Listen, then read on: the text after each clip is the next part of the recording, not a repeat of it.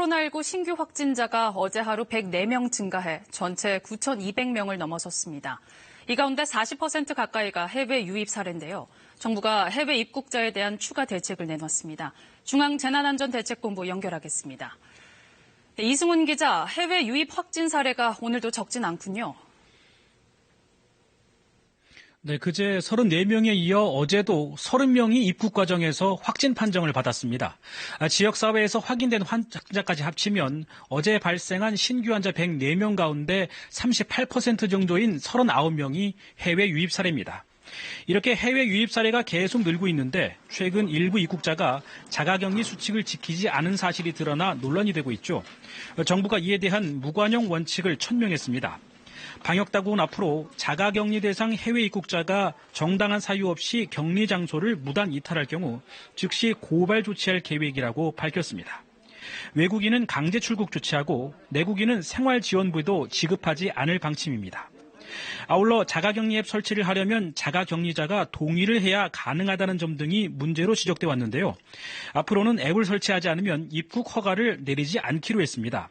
또 무단 이탈 상황이 발생할 경우 경찰에서 일명 코드 재료를 적용해 긴급 출동해서 이에 상응한 조치를 취할 것이라고도 덧붙였습니다. 네, 이렇게 해외 유입 사례가 계속되고 있는데 공항 검역 과정에서 걸리는 시간도 문제 아닌가요? 네, 그래서 이번엔 검진 시간을 대폭 줄인 도보 이동 개방형 선별진료소가 등장했습니다. 오늘 오후 인천공항에서 운영을 시작했는데요. 사방이 개방된 형태로 공항 지역에서 부는 강한 바람에 의해 오염원이 해소되기 때문에 특별한 소독이 필요 없어 신속한 검진이 가능하다는 게 방역당국의 설명입니다.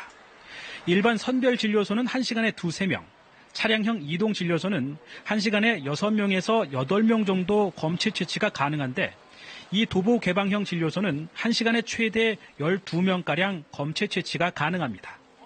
진료소는 인천공항 여객터미널에 모두 16개 부스로 나뉘어 설치가 됐고요.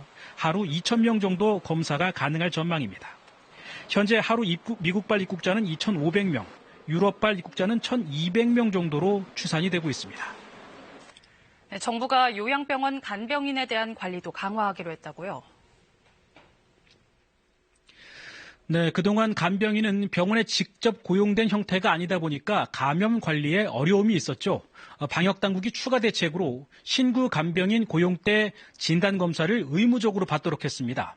이에 따라 해당 병원은 간병인을 고용할 때 진단검사를 하고 그 결과를 확인한 뒤에야 근무를 하게 할 수 있습니다. 이번 조치는 병원에서 간병인의 인적사항을 등록해 관리하도록 한 대책 이후 두 번째로 나온 조치입니다. 방역당국은 이와 함께 간병인의 마스크 부족 문제를 감안해서 매일 38,000여 개의 마스크를 각 요양병원에 보급하고 있다고 덧붙였습니다. 지금까지 중앙재난안전대책본부에서 KBS 뉴스 이승훈입니다.